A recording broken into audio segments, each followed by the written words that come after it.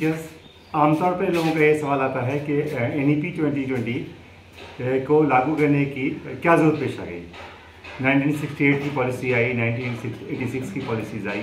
1986 की पॉलिसीज़ में भी बहुत सारी बातें थी, जिसमें ऑपरेशन ब्लैक बोर्ड 1987 में स्टार्ट किया गया। तो मैंने उनको जवाब दिया कि पॉलिसीज़ तो बहुत सारी आती हैं, लेकिन जब हालात चेंज होते हैं तो पॉलिसियाँ भी बदलती रहती हैं। कि जब भी राष्ट्रीय शिक्षा नीति बनती है तो पूरे अंतर्राष्ट्रीय परिप्रेक्ष्य को ध्यान में रख करके अपने राष्ट्रीय जो आर्थिक और सामाजिक स्थितियाँ हैं या सांस्कृतिक स्थितियाँ हैं उसको ध्यान में रख करके पॉलिसियाँ बनाई जाती हैं। उन पॉलिसियों की बुनियाद पे ही पाठ्यचर्या की रेखा भी तैयार की जाती है, उसके बाद पाठ्यचर्या बनते हैं और सिलेबस तैयार किया जाता है या पाठ्यक्रम तैयार किया जाता है और फिर पाठ्य पुस्तकें बनती हैं। तो 1986 के बाद क्या डेवलपमेंट आया, मैंने पूछा कि आप बताएं कि क्या क्या डेवलपमेंट आया। आपको ऑपरेशन ब्लैक बोर्ड आया, 1992 में फिर 1986 की पॉलिसी को रिवाइज किया गया, फिर 1993 में यशपाल कमेटी की रिपोर्ट आई, लर्निंग विदाउट बर्डन की रिपोर्ट आई। उसके बाद भी 2000 जब एक नए शताब्दी की शुरुआत हुई तो यूनाइटेड नेशंस ने मिलेनियम डेवलपमेंट गोल्स तय किए, जो कहा गया कि 15 साल में जो है वो 8 इंपॉर्टेंट जो गोल्स हैं उसको तय किए जाएंगे, जिसमें दूसरे नंबर पर लिटरेसी भी था। 2002 में आपके हमारे देश में जो एजुकेशन DPSP में था, directive principles of state policy में था, उसको अमेंड करके कॉन्स्टिट्यूशन को 86 अमेंडमेंट के बाद जो है उसको फंडामेंटल राइट में ला दिया गया। 2005 में नेशनल करिकुलम फ्रेमवर्क आया, जो कि बहुत ही इंपॉर्टेंट डॉक्यूमेंट बना इस सदी का। उसके बाद 2009 में एक राइट टू एजुकेशन आया। राइट टू एजुकेशन ने जो है एक बड़ा एक तरह से लोगों के सामने एक बात रखी कि बच्चों का भी अधिकार हो गया उनका। उसके बाद 2015 जब आया तो मिलेनियम डेवलपमेंट गोल्स के ख़त्म होने की बात आई। अब एक नए संकल्प की बात आई कि एक नया जो संकल्प लिया जाएगा 2030 तक में जो है सस्टेनेबल डेवलपमेंट गोल्स आएंगे, जो इसमें 17 इंपॉर्टेंट गोल्स को तय किए गए, जिसमें चौथे नंबर पर क्वालिटी एजुकेशन था। फिर उसी बीच में लर्निंग आउटकम्स NCERT ने डिफाइन किए लर्निंग आउटकम्स। और देखें उसके साथ साथ क्या हुआ कि आपके जो अंतर्राष्ट्रीय परिप्रेक्ष्य है या इंडिया में बहुत सारे ICT में बहुत सारे डेवलपमेंट आए। ये मशीन टूल्स आ गया, आर्टिफिशियल इंटेलिजेंस की बात आ गई, ऑगमेंटेड लर्निंग आ गई और वर्चुअल रियलिटी आ गई, ऑगमेंटेड रियलिटी आ गई, तो रोबोटिक्स आ गए। तो इन सब चीज़ों को ध्यान में रखकर ज़रूरत इस बात की थी कि हम लोग जो है अपने जो पॉलिसी है हमारी शिक्षा की जो पॉलिसी है उसमें कुछ ना कुछ बदलाव लाया जाए। और ख़ासतौर से जब 2020 में ही आपको जब कोविड-19 आया तो उस वक्त में ही आप राष्ट्रीय विकास के 5 इंपॉर्टेंट मुद्दे उसमें तय किए गए, जिसमें एक था इकॉनमी डिमांड, तीसरा इंफ्रास्ट्रक्चर और चौथा डेमोग्राफी।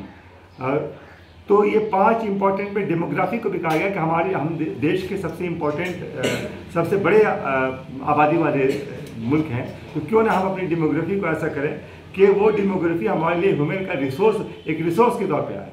और आपको याद होगा कि 86 की पॉलिसी में उससे पहले शिक्षा मंत्रालय था, उसको चेंज कर करके वो ह्यूमन रिसोर्स डेवलपमेंट इसलिए किया गया था कि हम अपने जितनी भी हमारी जो डेमोग्राफी हमारी जो पॉपुलेशन है उसको हम लोग एक रिसोर्स के तौर पे देखना चाह रहे थे, ताकि हमारे विश्व में हम अपनी डेमोग्राफी को जो कि बेहतरीन हो और हमारी क्वालिटी एजुकेशन हो, तो उसके लिए अपनी डेमोग्राफी पर भी ध्यान देना ज़रूरी था। इसको ध्यान में रख के 2020 की पॉलिसी आई और 2020 की पॉलिसी पहली पॉलिसी थी जिसने जो साइकोलॉजी है उसको भी ध्यान में रखा, जो न्यूरो साइंटिस्ट हैं उनकी बातों को ध्यान रखा, जो एजुकेशनिस्ट हैं उनकी बातों को ध्यान रखा।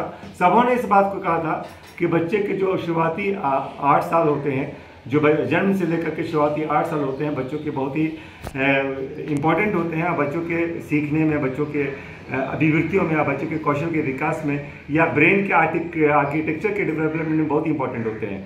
कहा जाता है कि the first 5 years of a child have so much to do with how the next 80 years turn out.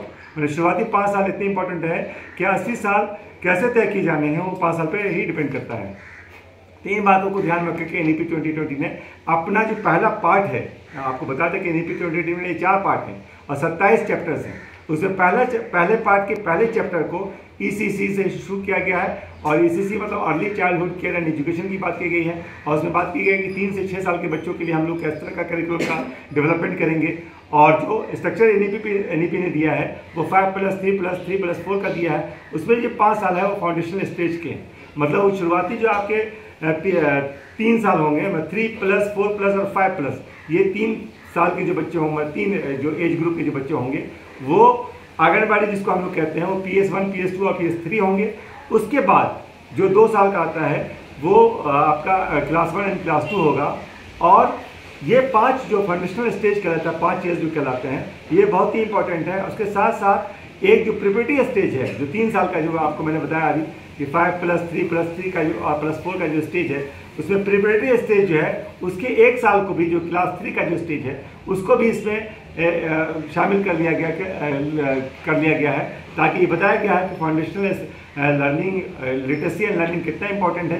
क्योंकि चैप्टर 2 में, एनईपी के चैप्टर 2 में ये बात की गई है कि हमारा देश जो है में 5 करोड़ बच्चे ऐसे हैं जो बुनियादी साक्षरता और संख्या ज्ञान भी नहीं जानते हैं। इसलिए जरूरत इस बात की है कि एक जो है वो एक अभियान चलाया जाए जो फाउंडेशनल लिटरेसी एंड न्यूमरेसी पर फोकस्ड हो। तो उसी के लिए 5 साल का फाउंडेशनल स्टेज के हो गया और एक प्रिपरेटरी स्टेज के 6 साल के का एक कोर्स डिज़ाइन किया गया है जिसको कहते हैं निपुण भारत अभियान।